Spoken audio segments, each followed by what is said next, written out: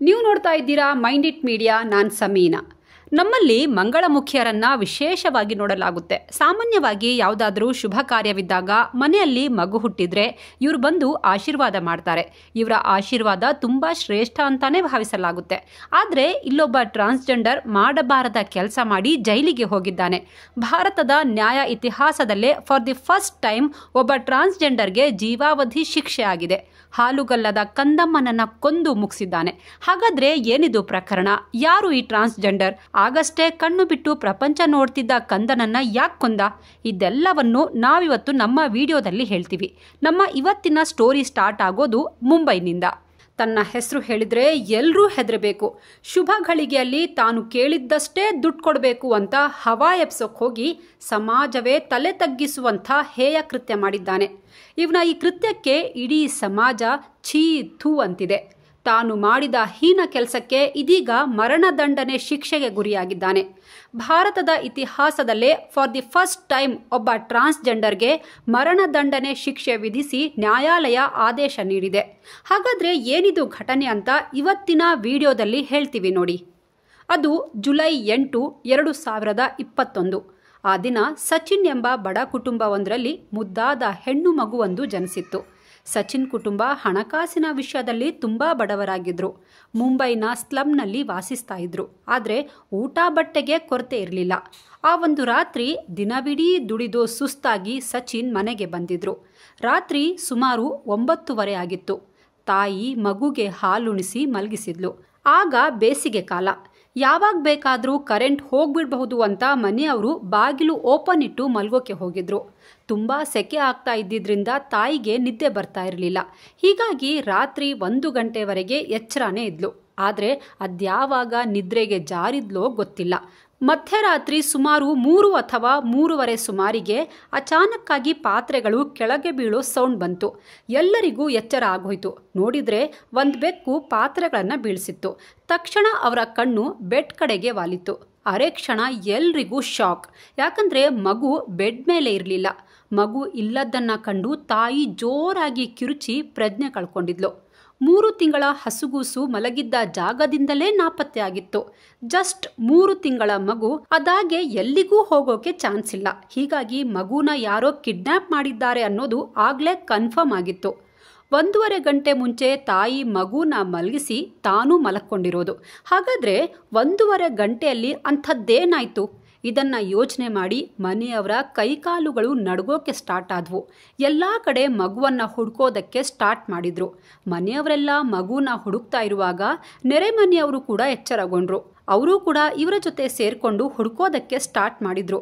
ಸೆಕೆ ಜಾಸ್ತಿ ಇದ್ದುದರಿಂದ ಸಚಿನ್ ಮನೆ ಬಾಗಿಲು ಓಪನ್ ಇಟ್ಟು ಮಲಗಿಕೊಂಡಿದ್ರು.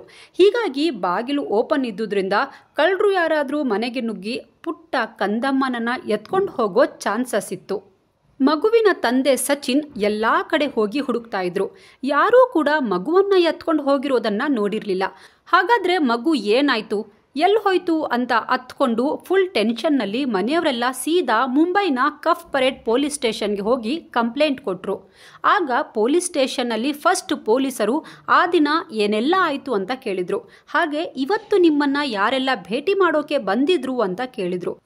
ಆಗ ಮನೆಯವರು ಅದೇ ದಿನ ಸಂಜೆ ಮನೆ ಹತ್ರ ಒಂದು ಜಗಳ ಆಗಿತ್ತು ಅಂತ ಪೊಲೀಸರಿಗೆ ಹೇಳಿದರು.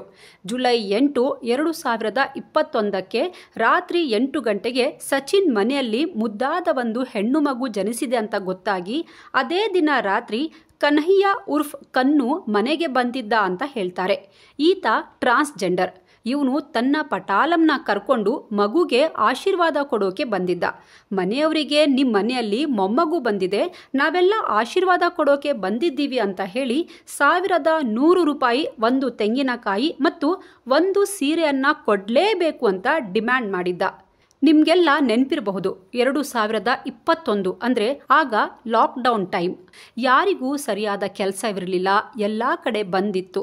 ಹೀಗಾಗಿ ಸಚಿನ್ಗೂ ದುಡ್ಡಿನ ತಾಪತ್ರೆ ಇತ್ತು. ಅದಕ್ಕೆ 200 ರೂಪಾಯಿ ಜೊತೆ ಒಂದು ತೆಂಗಿನಕಾಯಿ ಮತ್ತು ಸೀರೆಯನ್ನು ಟ್ರಾನ್ಸ್ಜೆಂಡರ್ಗೆ ಕೊಡೋಕೆ ಹೋದರು.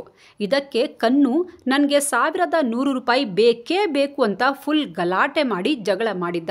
ಆಗ ಮನೆಯವರು ಕನ್ನುಗೆ ಅರ್ಥ ಮಾಡಿಸೋಕೆ ಟ್ರೈ ಮಾಡಿದರು. ಸದ್ಯ ನಮಗೆ ಕೆಲಸವಿಲ್ಲ, ನಮ್ಮ ಕೆಲಸ ಸ್ಟಾರ್ಟ್ ಆದರೆ ನಿನಗೆ ಕೊಡ್ತೀವಿ ಅಂತಾನೂ ಹೇಳಿದರು. ಇವರ ಮಾತು ಕೇಳಿ ಕನ್ನು ರೇಗಾಡ್ಬಿಟ್ಟಿದ್ದ. ದುಡ್ಡು ತಗೊಳ್ದೆ ಹಾಗೆ ಹೋಗ್ಬಿಟ್ಟಿದ್ದ.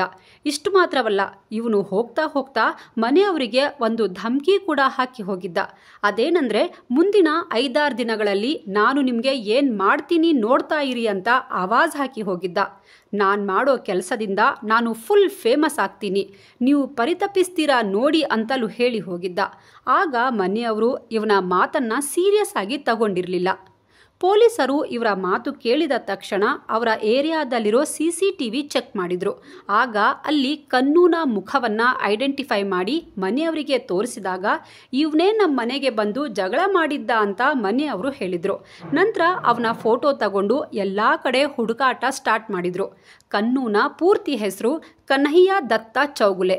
ಪೊಲೀಸರು ಅವನನ್ನು ಹುಡುಕಿಕೊಂಡು ಅವನ ಮನೆಗೆ ಕೂಡ ಹೋಗಿದ್ರು. ಆದರೆ ಆಗ ಅವನು ಮನೆಯಲ್ಲಿರಲಿಲ್ಲ. ಪೊಲೀಸರು ಹೋದ ನಂತರ ಕನ್ನು ಮನೆಗೆ ಬಂದಿದ್ದ. ಆಗ ಅವನ ನೆರೆಹೊರೆಯವರು, ಪೊಲೀಸರು ನಿನ್ನನ್ನು ಹುಡುಕ್ತಾ ಇದ್ದಾರೆ, ಯಾವುದೋ ಕೇಸ್ಗೆ ನಿನ್ನನ್ನು ಕೇಳ್ಕೊಂಡು ಬಂದಿದ್ರು ಅಂತ ಹೇಳ್ತಾರೆ. ಆಗ ಕನ್ನು ದರ್ಪದಿಂದ, ನಾನೇನು ಪೊಲೀಸರಿಂದ ಹೆದರ್ತೀನಾ, ಬರಲಿ ಬಿಡಿ ಅಂತ ಹೇಳಿ ತಾನೇ ಸ್ವತಃ ಪೊಲೀಸ್ ಸ್ಟೇಷನ್ಗೆ ಹೋಗ್ತಾನೆ. ಇನ್ನೊಂದು ಕಡೆ ಪೊಲೀಸರಿಗೆ ಸಮುದ್ರದ ಹತ್ರ ಒಂದು ನಾಲೆಯಲ್ಲಿ ಒಂದು ಚಿಕ್ಕ ಮಗುವಿನ ಶವ ಸಿಗುತ್ತೆ. ಆ ಮಗು ಯಾರು ಅಂತ ನೋಡಿದಾಗ ಅದು ನಾಪತ್ತೆಯಾಗಿದ್ದ ಸಚಿನ್ ಅವರ 3 ತಿಂಗಳ ಮಗುವಿನದ್ದಾಗಿತ್ತು. ನಂತರ ಪೊಲೀಸರು ಆ ಮೃತದೇಹವನ್ನು ಪೋಸ್ಟ್ ಮಾರ್ಟಮ್ಗೆ ಕಳಿಸ್ತಾರೆ. ಸ್ಟಾರ್ಟಿಂಗ್ನಲ್ಲಿ ಪೊಲೀಸರು ಆರಾಮಾಗೆ ಕನ್ನೂನ ವಿಚಾರಣೆ ಮಾಡಿದ್ರು. ಆದರೆ ಅವನು ಬಾಯಿ ಬಿಡದಿದ್ದಾಗ ಪೊಲೀಸರು ಬಿಡ್ತಾರಾ? ದಂಡಂ ದಶಗುಣಂ ಪ್ರಯೋಗಿಸಿದಾಗ ಅವನು ಒಂದೊಂದಾಗಿ ಸತ್ಯ ಬಾಯಿ ಬಿಡೋಕೆ ಸ್ಟಾರ್ಟ್ ಮಾಡ್ದ. ಪೊಲೀಸರಿಗೆ ಮಗುವಿನ ಡೆಡ್ ಬಾಡಿ ಸಿಕ್ಕಿರೋದ್ರಿಂದ ಜಾಸ್ತಿ ಮುಚ್ಚಿಡೋಕೆ ಆಗಲಿಲ್ಲ. ಕನ್ನು ಪೊಲೀಸರ ಬಳಿ ಬಾಯಿ ಬಿಟ್ಟಿದ್ದ. ಮನೆಯವರು ದುಡ್ಡು ಕೊಡದಿದ್ದಕ್ಕೆ ಅವನು ಸೇಡು ತೀರಿಸಿಕೊಳ್ಳೋಕೆ ಪಣ ತೊಟ್ಟಿದ್ದಂತೆ. ಹೀಗಾಗಿ ಮಧ್ಯರಾತ್ರಿ 3 ಗಂಟೆಗೆ ಎಲ್ಲರೂ ಮಲಗಿದ್ದಾಗ ತನ್ನ ಪಾರ್ಟ್ನರ್ ಸೋನು ಜೊತೆ ಮನೆಗೆ ನುಗ್ಗಿ ಮಗುವನ್ನು ಎತ್ಕೊಂಡು ಹೋದೆ ಅಂತ ಹೇಳಿದ್ದ. ಕತ್ಕೊಂಡು ಹೋದ ನಂತರ ಆ ಮಗುನ ಸಮುದ್ರದ ಹತ್ರ ಇದ್ದ ನಾಲೆಯಲ್ಲಿ ಎಸ್ದು ಬಿಟ್ಟಿದ್ದ. ಇದರಿಂದಾಗಿ ಆ ಮಗು ಸಾವನ್ನಪ್ಪಿತ್ತು. ಇಲ್ಲಿ ಒಂದು ಮಾತನ್ನ ಸ್ಪಷ್ಟಪಡಿಸ್ತೀವಿ. ಅದೇನೆಂದರೆ, ಕನ್ಹಯ್ಯ ಒಬ್ಬ ಟ್ರಾನ್ಸ್ಜೆಂಡರ್. ಅವನು ಮಂಗಳಮುಖಿಯಲ್ಲ, ಅವನೊಬ್ಬ ಗಂಡಸಾಗಿದ್ದು ಹೆಣ್ಣಿನ ಥರ ರೆಡಿ ಆಗ್ತಿದ್ದ. ಟ್ರಾನ್ಸ್ಜೆಂಡರ್ ಅಂದರೆ ಭಗವಂತ ಹೇಗೆ ಹುಟ್ಟಿಸಿದ್ದಾನೋ, ನಾವು ಹೇಗೆ ಜನಿಸಿದ್ದೀವೋ ಆ ರೀತಿ ತಮ್ಮನ್ನ ತಾವು ಎಕ್ಸೆಪ್ಟ್ ಮಾಡಿಕೊಳ್ಳದೇ ಇರೋರನ್ನ ಟ್ರಾನ್ಸ್ಜೆಂಡರ್ ಅಂತ ಕರೀತಾರೆ. ಹಾಗಾದರೆ ಏನಕ್ಕೆ ಈ ರೀತಿ ಒಂದು ನವಜಾತ ಶಿಶುವನ್ನು ಕೊಂದಿದ್ದ ಅನ್ನೋದನ್ನು ಈ ಕನ್ನು ಹೇಳಿದ್ದ. ನನ್ನ ಹೆಸರು ಹೇಳಿದರೆ ಎಲ್ರಿಗೂ ಭಯ ಸ್ಟಾರ್ಟ್ ಆಗಬೇಕು, ಅದಕ್ಕೆ ಈ ರೀತಿಯ ಅಪರಾಧ ಮಾಡಿದೆ ಅಂತ ಒಪ್ಕೊಂಡಿದ್ದ. ಅಂದರೆ ಅವನು ಟ್ರಾನ್ಸ್ಜೆಂಡರ್ ಆಗಿ ಯಾರ್ದಾದ್ರೂ ಮನೆಯಲ್ಲಿ ಮಗು ಹುಟ್ಟಿದಾಗ ಅಥವಾ ಶುಭ ಸಂದರ್ಭದಲ್ಲಿ ಎಲ್ಲಿಯಾದರೂ ಹೋದರೆ ಅವನು ಎಷ್ಟು ಕೇಳ್ತಾನೋ ಅಷ್ಟು ದುಡ್ಡು ಅವರು ಕೊಡಬೇಕಂತೆ. ಇಲ್ಲಾಂದರೆ ಹೀಗೆ ಮಾಡ್ತೀನಿ ಅನ್ನೋ ಭಯ ಅವರಲ್ಲಿರಬೇಕು. ಅದಕ್ಕೆ ಈ ರೀತಿ ಮಾಡಿದೆ ಅಂತ ಹೇಳಿದ್ದ. ಈ ಪ್ರಕರಣವನ್ನು ಪೊಲೀಸರು ಗಂಭೀರವಾಗಿ ತಗೊಂಡು ಸರಿಯಾಗಿ ಚಾರ್ಜ್ ಶೀಟ್ ರೆಡಿ ಮಾಡಿದ್ರು.